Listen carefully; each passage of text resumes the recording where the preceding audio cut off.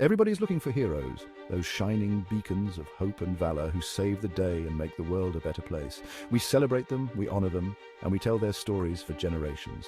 But what about those who just conquer everything in sight? Enter Aegon Targaryen. Aegon Targaryen wasn't your typical hero. He didn't come to save the day. He came to reshape it entirely. Picture this, Aegon Targaryen, a man with a dream and 3 dragons. Dragons, mind you, that were the stuff of legends, creatures of immense power and fearsome reputation.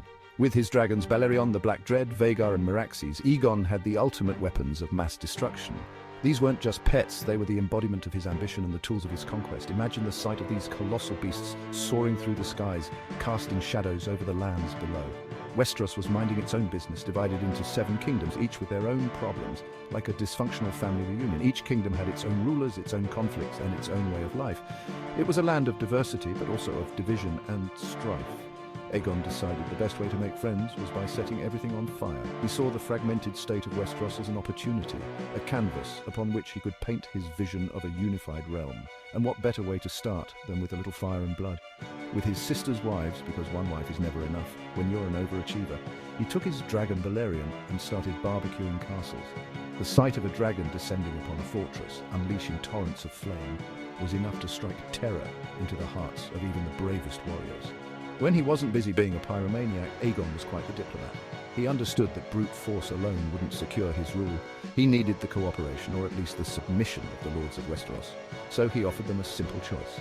He offered the Lords of Westeros a simple choice: bend the knee or become a crispy critter. It was a stark, brutal choice, but an effective one. The Lords had to decide whether to preserve their lives and lands by submitting to Aegon's rule, or face the fiery wrath of his dragons. Surprisingly, most chose the knee-bending option. Go figure, the sight of a dragon perched on the horizon ready to unleash its fury was a powerful motivator. One by one, the kingdoms of Westeros fell in line, recognizing the inevitability of Aegon's conquest.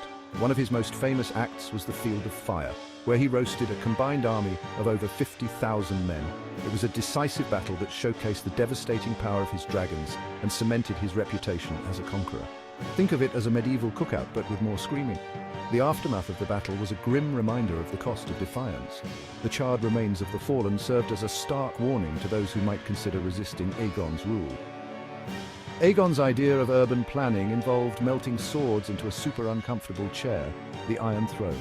This throne, forged from the swords of his defeated enemies, was a symbol of his power and the price of his conquest, because if you're going to rule, you might as well do it from the world's most dangerous lazy boy. The Iron Throne was not just a seat of power, it was a constant reminder of the bloodshed and sacrifice that had gone into creating the new order. And let's not forget his contribution to family values. His children were a testament to the idea that marrying your sister does solve all your problems. The Targaryen practice of incestuous marriage was intended to keep their bloodline pure and their dragons loyal. This practice, while controversial, was a cornerstone of their dynasty.